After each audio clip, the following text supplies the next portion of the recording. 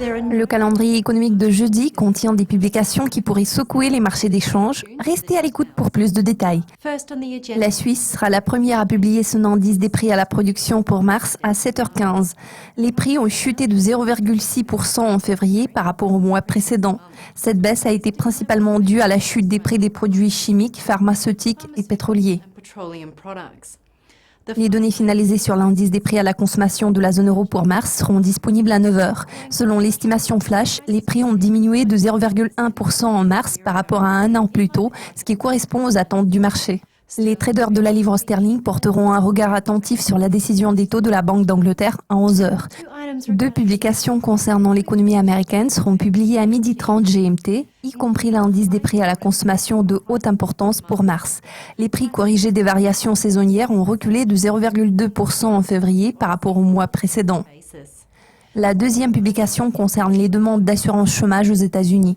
267 000 demandes ont été déposées durant la semaine se terminant le 2 avril, affichant une diminution de 9 000 par rapport à la semaine précédente. Également à cette heure-ci, le Canada doit publier son indice des prix des logements neufs pour février. Les prix ont augmenté de 0,1% en janvier, en phase avec le gain affiché en décembre. Cette progression a été tirée par la hausse des prix des logements neufs à Vancouver et dans la région métropolitaine combinée de Toronto et Oshawa.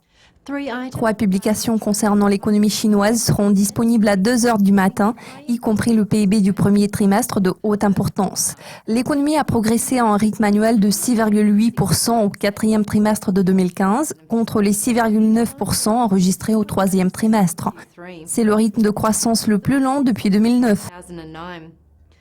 Ensuite, nous découvrirons la production industrielle chinoise pour mars. La production s'est accélérée de 5,4% en comparaison annuelle au cours des 2 premiers mois de 2016.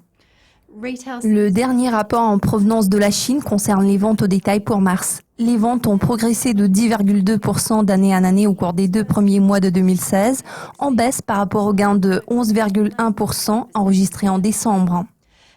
Le Japon publiera l'estimation révisée de sa production industrielle pour février à 4h30 du matin. Le rapport préliminaire a montré une contraction de 6,2%. Je suis Céleste Skinner. Cela conclut la liste des publications à suivre le 14 avril. Revenez demain pour découvrir la liste des communiqués de presse clés programmés vendredi. À la prochaine.